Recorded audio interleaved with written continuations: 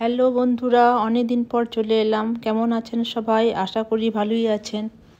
এখন রয়েছি জম্মুর কাটরাতে। বৈষ্ণবমাতা দর্শন হয়ে গেছে, তার ভিডিও দিয়ে দিয়েছি। এটা হচ্ছে কাটরা মার্কেট, দু সাইডে প্রচুর দোকানই। দেখুন, আপনারাও মার্কেটটা একটু দেখে নিন। এই দেখুন দু সাইডে কত দোকান, বিশাল বড় মার্কেট। এটা হচ্ছে কাটরা চৌরাস্তা, এটা ফোয়ারা রয়েছে এখানটায়। আর এখান থেকে সব বাস ছাড়ে সব জায়গায়, আর বিভিন্ন আশপাশের দর্শনীয় স্থানেতেও। আর এখান থেকেই বহুত এজেন্ট আছে, তারা শিবখড়ি এইসব জায়গায় বাস নিয়ে যায়। এখানে এজেন্ট থেকে আমরা বাস নিয়েছি, 600 টাকা ভাড়া নিয়েছে।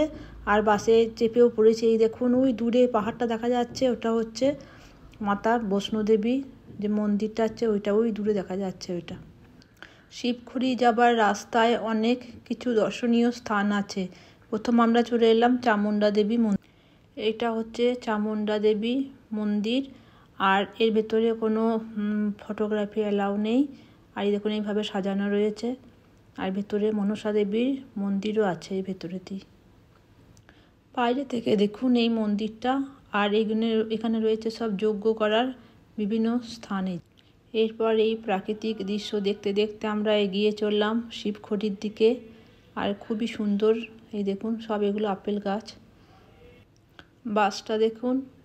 আর ওইখানে চামুণ্ডা দেবী মন্দিরে মনসা যে মন্দির আছে, ওখানে এরকম টিকা লাগিয়ে দিয়ে রাস্তায় যেতে যেতে দেখতে পাচ্ছি এই দেখুন বিশাল একটা নদী। কি নদী নাম জানি না, তবে এই দেখুন প্রচুর জল দুদিকে প্লাবিত হয়ে যাচ্ছে।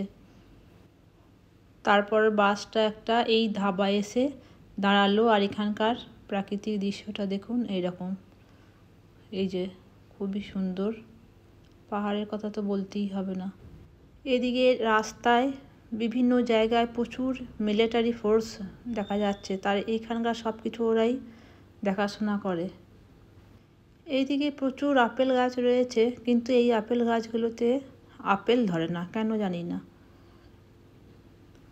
বাস আমাদের যেখানে নামিয়ে দিল, সেখান থেকে ছোট ট্যাক্সি করে আবার আমরা এই জায়গাটায় এলাম, যেখান থেকে হেঁটে যাচ্ছি। এখানে 20 টাকা করে ভাড়া নিয়েছে।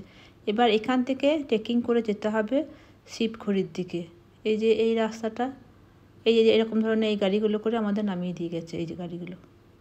তারপর হাঁটতে অনেকেরই হয়তো জানা নেই, এখানে দেখুন রেজিস্ট্রেশন করে তারপরে ট্রেকিং শুরু হবে।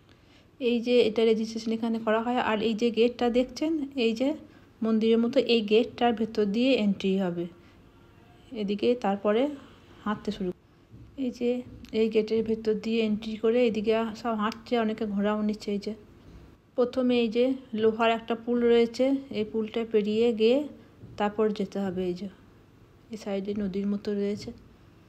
সব লোক এই দেখুন হাঁটতে হাঁটতে চললো।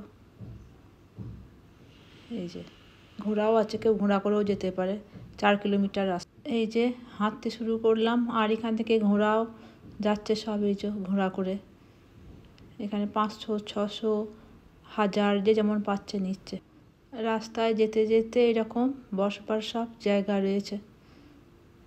আর মাঝে মাঝে এরকম লোহার এরকম ব্রিজ করা আছে, দুদিকেই নদী। বর্ষার সময় জলে ভর্তি হয়ে যায় এগুলো। এখন চলে এসেছি শিবখড়ির কাছাকাছি। আর এখান থেকে ঘোরাও বন্ধ হতো। অনেকগুলো সিঁড়ি পেরিয়ে তারপরে ওপরে যেতে হবে মন্দিরে দর্শন করার জন্য। এই যে বেশ অনেকগুলো সিঁড়ি, সব এই লাইন দিয়ে দিয়ে যাচ্ছে ওই যে উপরে যাওয়া দর্শন করতে।